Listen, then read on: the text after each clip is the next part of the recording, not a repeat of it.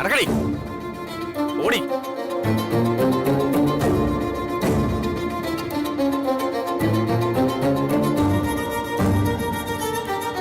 സങ്കടപ്പെടേണ്ട ചന്ദ്രു. മക്കള് വലുതായാൽ അവരെ അവരുടെ വഴിക്ക് വിടണം. നീ കേട്ടിട്ടില്ലേ, പറക്കം മുറ്റിയാൽ കൊത്തിപ്പിരിച്ചു വിടണമെന്ന്? അത് തന്നെ അതിന്റെ ശരി. വീട് രണ്ടാകുന്നു അല്ലേ മാധവ? എന്റെ തീരുമാനം അല്ലല്ലോ അമ്മേ, ഞാൻ അറിയാതെ പ്രകാശനെടുത്ത തീരുമാനം. കുഞ്ഞു കുഞ്ഞു വഴക്കുകളും പൊട്ടിത്തെറികളും ഒക്കെ കൂടുതൽ അടുപ്പിക്കത്തേ ഉള്ളൂ. ബന്ധങ്ങളുടെ മാറ്റുകൂട്ടുന്നതും അതൊക്കെയാ. പക്ഷേ അത് ഒരു വീട്ടിൽ രണ്ടടുപ്പ് പുകഞ്ഞ അത് ആ കുടുംബത്തിന്റെ തകർച്ചയുടെ തുടക്കമാ മോനെ. മാധവേട്ട, ഞാൻ പ്രകാശിനോടൊന്ന് സംസാരിക്കട്ടെ. ഞാൻ കാലു പിടിച്ചു പറഞ്ഞ അവൻ കേൾക്കും. ഞാൻ നൊന്തു പ്രസവിച്ചതല്ലേ അവന്. വേണ്ട, അവൻ അവന്റെ മനസ്സിൽ നമ്മളെ കാണാത്ത വിധം മതിൽ കെട്ടി പൊക്കിയത് ഒറ്റ ദിവസം കൊണ്ടൊന്നും ആയിരിക്കില്ല. ഇവിടെ രണ്ടടുപ്പിൽ തീ പുകയുന്നത് ചിലരുടെ ചില ഉത്തരവാദിത്തങ്ങളിൽ നിന്നുള്ള ഒളിച്ചോട്ടമാണ്. ആ, അതിനെ അങ്ങനെ കണ്ടാ മതി. എല്ലാം മാറുന്നേ. കണ്ണകന്നാലേ മനസ്സകലൂ മോളെ. സാധാരണ ഭാര്യമാരാ ഭർത്താവിന് തലയണ മാത്രം ഓതിക്കൊടുത്ത് കുടുംബം തകർക്കുന്നത്. ഇവിടെ സ്വന്തം വയറ്റിൽ പിറന്ന പ്രകാശം നിന്നെ തള്ളി പറഞ്ഞാലും അവന്റെ ഭാര്യ സുചിത്രയുണ്ടല്ലോ, അവളത് ചെയ്യില്ല. അവളെ നിന്റെ വയറ്റിൽ പിറക്കാതെ പോയ മോള. അത്ര നല്ല മനസ്സാ കുഞ്ഞിന്. എല്ലാം ശരിയാകും അല്ലേ? എല്ലാം ശരിയാകും.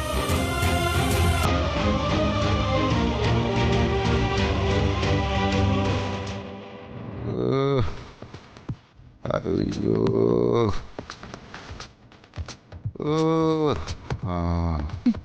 അയ്യോ,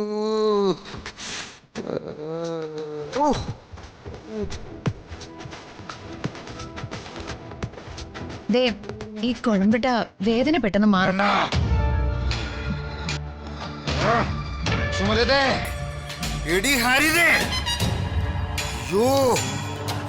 എന്തൊരു വേദന! നാശം പിടിക്കാണ്ട് ഒന്നുമില്ല ഇവിടെ. നോക്കി തടവ്. ഈശ്വരാ, എന്റെ കാലിന് എന്തൊരു വേദനയാ! അയ്യോ, അയ്യോ. ഈ കുഴമ്പിട്ടിരുന്നെങ്കിൽ വേദനയ്ക്കൊരാശ്വാസമാവായിരുന്നു. എന്തു വിഷമാണെങ്കിലും എടുത്തു പുരട്ടി തൊലക്കടി.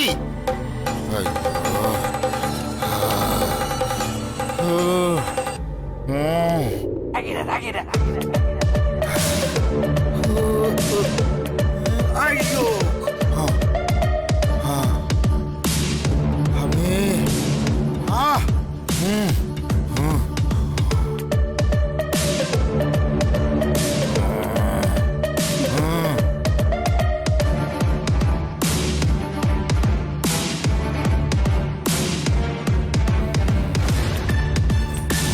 അമ്മേ. ഇവളെ എങ്ങനെയെങ്കിലും ഇവിടുന്ന് തുരത്താൻ നോക്കുമ്പോ ഇവള് കളി തുടങ്ങി.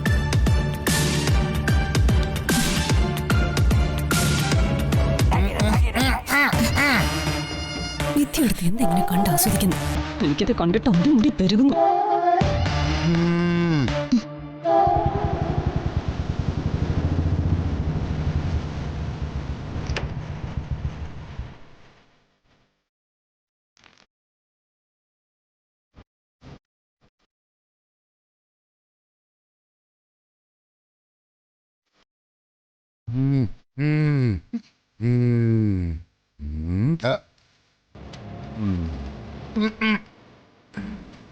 ഇപ്പൊ എങ്ങനെയുണ്ട് അച്ഛൻ?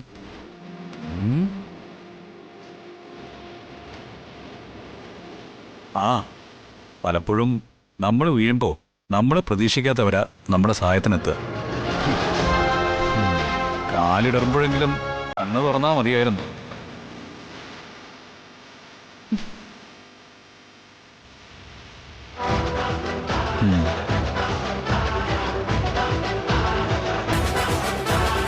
കാലുളുക്കി പിടിച്ചിരിക്കുമ്പോഴാ അവന്റെ ഒരു ഫിലോസഫി. വായി നോക്കിയിരിക്കാതെ അവിടെ പരട്ടു വെച്ചേ.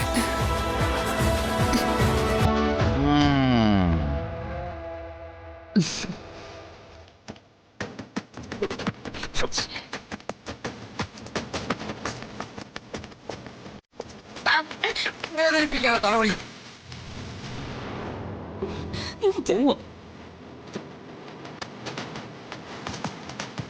ഓ അയ്യോ ഓ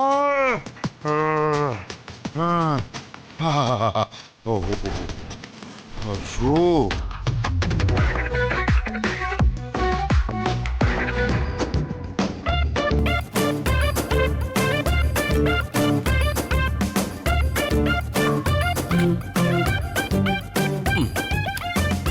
ഈ ലൈറ്റർ കയ്യിലെടുത്ത് വെച്ചിട്ട് വേണം ഗ്യാസ് ഓൺ ആക്കാൻ. അല്ലാതെ ഗ്യാസ് ഓൺ ചെയ്ത് വെച്ചിട്ട് ലൈറ്റർ ഇങ്ങനെ അന്വേഷിച്ച് നടന്നാല് ഗ്യാസ് പോവും. ഒരു ദിവസം കൂടുതൽ കിട്ടി അത്രയും നന്നാവില്ലേ? ഗ്യാസിന് ഇപ്പൊ തീ പിടിച്ച വിലയാ, ദിവസവും കൂടി വരില്ലേ? അതുപോലെ തന്നെ ചോറ് പുറത്തെ അടുപ്പിൽ വെച്ചാൽ മതി, വിറകില്. മുറ്റത്തെ ചുള്ളിക്കമ്പിലും മരക്കഷത്തിലും വെച്ചാലേ വിറക് വാങ്ങിക്കുന്നതും ലാഭിക്കാം. അടുക്കളയൊക്കെ ഒരുക്കി കഴിഞ്ഞോ? ഒരച്ഛനെ അപമാനിക്കുകയും വേദനിപ്പിക്കുകയും ചെയ്യുന്ന പ്രവൃത്തിയാ നീ ചെയ്തോണ്ടിരിക്കുന്നത്. അത് ഓർമ്മ വേണം. ഈ അപമാനവും വേദനയൊക്കെ അച്ഛന്മാർക്ക് മാത്രമേ ഉണ്ടാവുള്ളൂ, മക്കൾക്ക് ഒന്നും ഇല്ലേ? അല്ല, അറിയാത്തോണ്ട് ചോദിക്കുക. അച്ഛൻ എന്നെ ആക്ഷേപിച്ചപ്പോ അമ്മയുടെ നാവ് ഇറങ്ങിപ്പോയോ?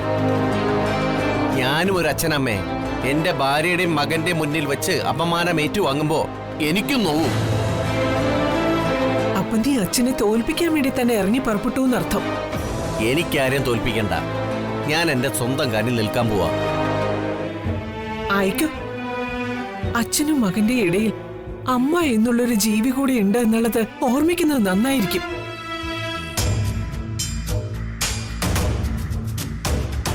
സുചിത്രേ, മോളെന്തൊന്നും പറയാത്ത? അമ്മ, ഞാൻ അവൾക്കൊന്നും പറയാനില്ല. അച്ഛൻ പറയുന്ന വാക്കാണ് അമ്മയ്ക്ക് അവസാന വാക്കെങ്കില് ഞാൻ പറയുന്ന വാക്കാണ് സുചിത്രയ്ക്ക് അവസാന വാക്ക്. സുചിത്ര ആന്റി, ഇങ്ങോട്ട് മാറിക്കോ കൊച്ചങ്ങട്. ഒരു കാര്യം ചെയ്യുന്നതിനിടയിൽ കയറി വന്നോളൂ.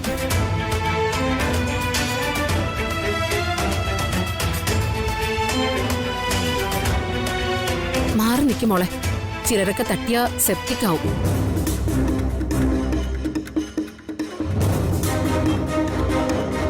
പിന്നൊരു കാര്യം, ഞാനിവിടെ വാങ്ങിച്ചു വെക്കുന്ന അരിയും പരിപ്പും പലവ്യഞ്ജനവും ഒക്കെ ആരും കൈയിട്ട് വാരണം. വാരിയാൽ വിവരം അറിയും. പച്ചക്കറിയും പലചരക്ക് സാധനങ്ങളും വെച്ച് പൂട്ടാൻ പുതിയൊരു അലമാരി വാങ്ങണം. ഇല്ലെങ്കിലേ കള്ളക്കൂട്ടങ്ങൾ മോഷ്ടിച്ചു കളയും. ഇങ്ങനൊന്നും പറയരുത് പ്രകാശേട്ടാ. പറയൂടി, പറയും. പിന്നെ നിന്നോട് പ്രത്യേകം പറയാ, ഇത് എന്റെ അമ്മയാ, നിന്റെ അമ്മയല്ല. ഇവരോട് ആരോടെങ്കിലും നീ മിണ്ടിയാൽ അന്ന് നീ നിന്റെ വീട്ടിലിരിക്കും. മനസ്സിലായോ?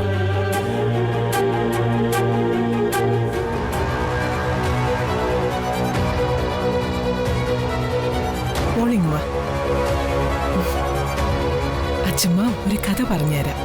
പാല് കൊടുത്ത കൈക്ക് തന്നെ കടിച്ച പാമ്പിന്റെ കഥ. പാമ്പോ? അതാരാ? അതോ വലിയ വിഷമുള്ള ഒരു പാമ്പാ.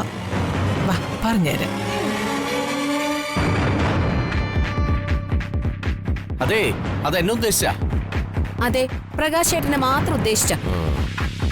പിന്നെ ഇത് സൂക്ഷിച്ചുപയോഗിക്കണം.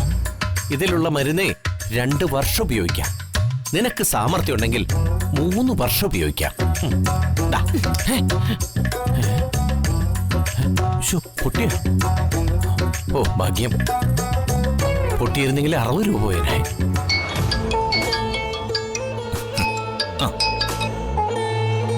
വർഷ പറയ്. ഒന്നും പറയാനില്ല ഏട്ടാ, ഞാൻ വെറുതെ വിളിച്ചതാ. ഏട്ടന്റെ ശബ്ദം ഒന്ന് കേൾക്കാൻ വേണ്ടി. അതെനിക്ക് ഇഷ്ടപ്പെട്ടു. നന്നായിട്ട് ബോധിക്കുകയും ചെയ്തു. ശരി, ഇനി എന്തിനാണ് വിളിച്ചെന്ന് കാര്യം പറയും. ഫ്രീ ആണെങ്കിൽ ഒരു ഔട്ടിങ്ങിന് പോയാലോ എന്ന് ചോദിക്കാൻ വേണ്ടി വിളിച്ചതാ. അയ്യോ സോറി വർഷേ, ഇന്ന് ഓഫീസിൽ വളരെ ബിസിയാ. നമുക്ക് മറ്റൊരു ദിവസം ഔട്ടിങ്ങിന് പോയി കളയാം. ഞാനാണെങ്കിൽ ഇവിടെ ബോറടിച്ചിരിക്കുക. ഓ, എന്നാ പിന്നെ ഏട്ടൻ ബിസി അല്ലേ? ഏട്ടന്റെ ജോലിയൊക്കെ നടക്കട്ടെ. പക്ഷേ ഇപ്പൊ എന്റെ ശബ്ദം കേൾക്കാനുള്ള കൊതിയൊക്കെ മാറിയോ? തൽക്കാലത്തേക്ക്.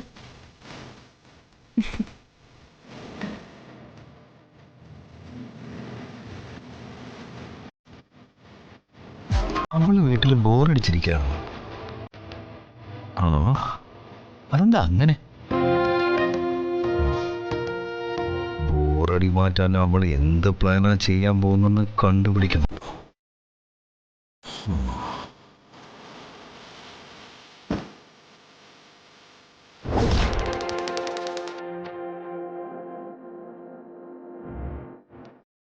ഏട്ടൻ വരാൻ എന്തായാലും ലേറ്റാവും.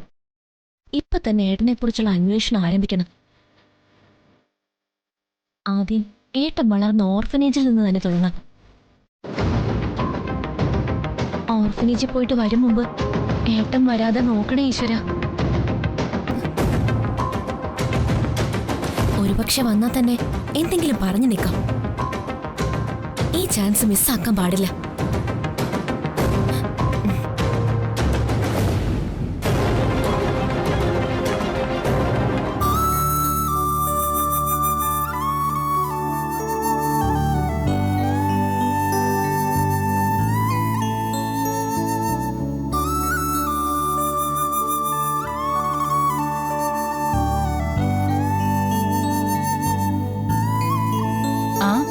മോൾ അയൺ ചെയ്യാണോ? അതെ അമ്മേ, കുറച്ച് സമയം ഫ്രീ കിട്ടി. അപ്പൊ എന്റെ ഡ്രസ്സുകൾ തേച്ചു വെക്കാന്ന് കരുതി. അതെ, മോൾ അയൺ ചെയ്ത് കഴിയുമ്പോ ഒന്ന് പറയണം. അച്ഛന്റെ ഷർട്ടും മുണ്ടോന്ന് തേക്കാനാ. അതിനെന്താ, ഇങ്ങ് തന്നേക്കമ്മേ. അയ്യോ വേണ്ട മോളെ, ഞാൻ തന്നെ ചെയ്തോളാം. വീട്ടിലായിരിക്കുമ്പോ ചിലപ്പോഴൊക്കെ അച്ഛന്റെ ഡ്രസ്സ് ഞാൻ അയൺ ചെയ്യാം. അമ്മ ഇങ്ങ് തന്നേക്ക്. ദേ സൂക്ഷിക്കണേ, ഷർട്ടിന് വരെ ജീവനുള്ളത്. ശരി അമ്മേ.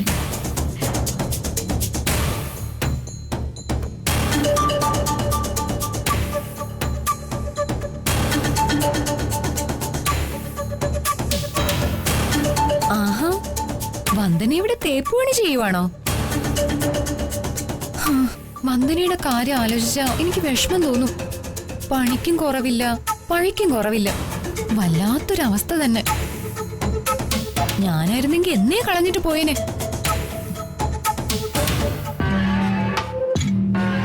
വന്ദന എന്താ ഞാൻ പറയുന്നൊന്നും കേൾക്കുന്നില്ലേ?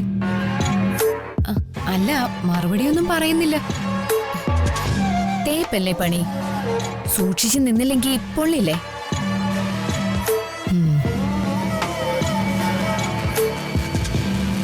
അതുകൊണ്ടാ, അല്ലാതെ വേറൊന്നും കൊണ്ടല്ല. ചേച്ചി വേറൊന്നും വിചാരിക്കില്ല കേട്ടോ. ഞാനൊന്നും വിചാരിക്കില്ല. നീ എന്നെ ഉദ്ദേശിച്ച ഇത് പറഞ്ഞെന്ന് എനിക്കറിയാം. അല്ല വന്ദന, അച്ഛൻ സാമ്പാർ ചവിട്ടി വീണപ്പോ ഇവിടെ വന്ദന മാത്രമല്ലേ ഉണ്ടായിരുന്നുള്ളൂ? അല്ല, ഞാൻ വേറൊന്നും കൊണ്ട് ചോദിച്ചല്ല. വന്ദനയും കൂടി ഇല്ലായിരുന്നെങ്കിലുള്ള അവസ്ഥ ഒന്ന് ആലോചിച്ച് നോക്കിയതാ. വരാനുള്ളത് വഴി തങ്ങില്ലല്ലോ. ഇപ്പൊ കണ്ണിക്കൊള്ളാനുള്ളത് പുരികത്ത് കൊണ്ടുവന്നങ്ങ് കരുതിയാ മതി. ഈ പറഞ്ഞതിന്റെ അർത്ഥം ഇനിയും വെച്ചിട്ടുണ്ടെന്നല്ലേ? ആ ഡോക്യുമെന്റ് ഫയല് തീ കൊണ്ടിട്ടത് ഞാനാണെന്നെങ്ങാനും ഇവിടെ അറിഞ്ഞ എന്റെ ഈശ്വര.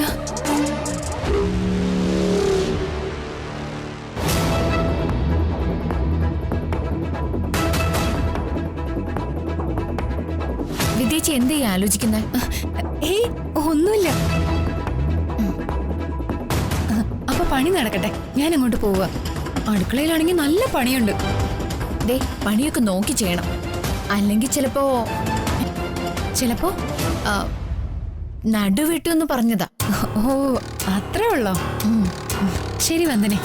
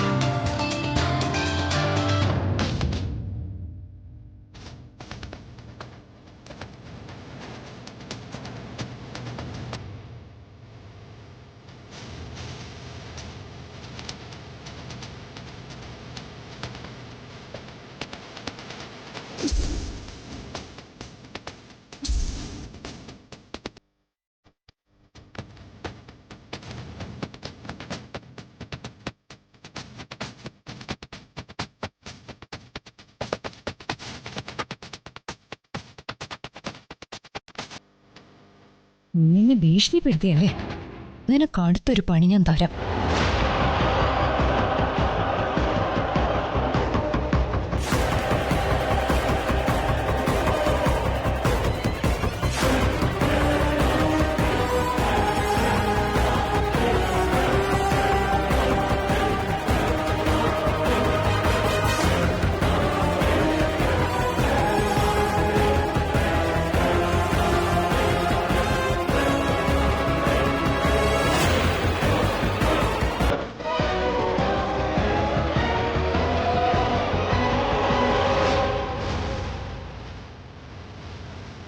ഇന്നത്തേക്ക് ഇത് മതി.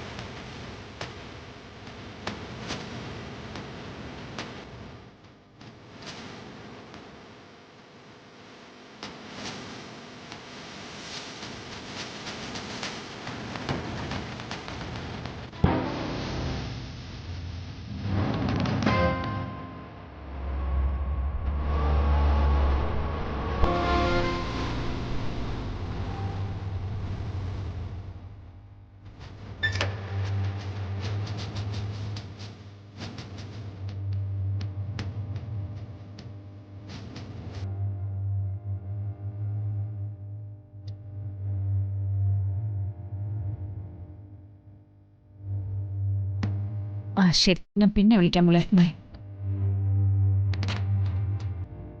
Good morning mother. Good morning. ഇരിക്കൂ. Thank you. ഇതിനു മുമ്പ് കുട്ടിയോടെ കണ്ടിട്ടില്ലല്ലോ. കുട്ടി ആരാ? എന്താ കുട്ടിക്ക് വേണ്ടത്? മദർ, എൻ്റെ പേര് വർഷ. ആ, ഞാൻ കുറച്ച് ദൂരെ നിന്നാണ് വരുന്നേ. ആയിക്കോട്ടെ. കുട്ടിക്ക് ഞാൻ എന്ത് സഹായം ചെയ്യേണ്ടത്? അത് മുമ്പ് എൻ്റെ ഹസ്ബൻഡ് സ്നേഹത്തണലിൽ വളർന്നൊരാളാ. പേര് വിക്രം. വിക്രമോ?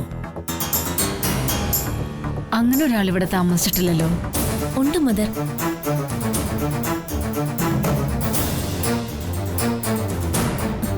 ദാ.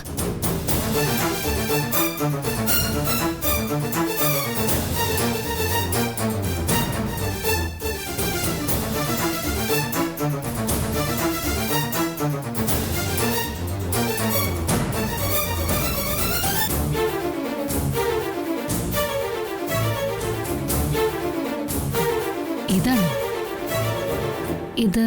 ഇത് ബാലു അല്ലേ? ബാലു അല്ല, വിക്രം.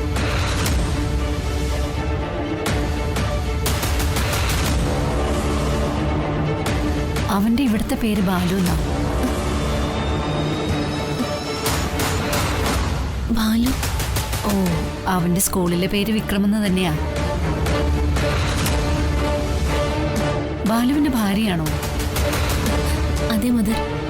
ഓ, എനിക്ക് വിക്രമിന്റെ കുട്ടിക്കാലത്തെ കുറിച്ച് അറിയണം മദർ.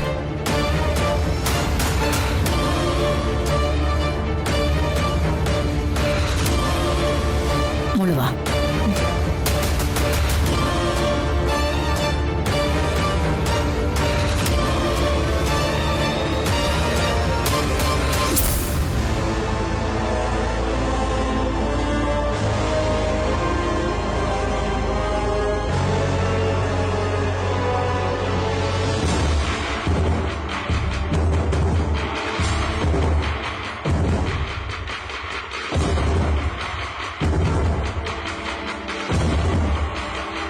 ബാലു രാഘവന്റെ ലളിതയുടെ മകനായിരുന്നു. ഈ ഓർഫനേജിൽ തൂപ്പും തൊടുപ്പൊക്കെ ചെയ്തിരുന്നത് ലളിതയായിരുന്നു.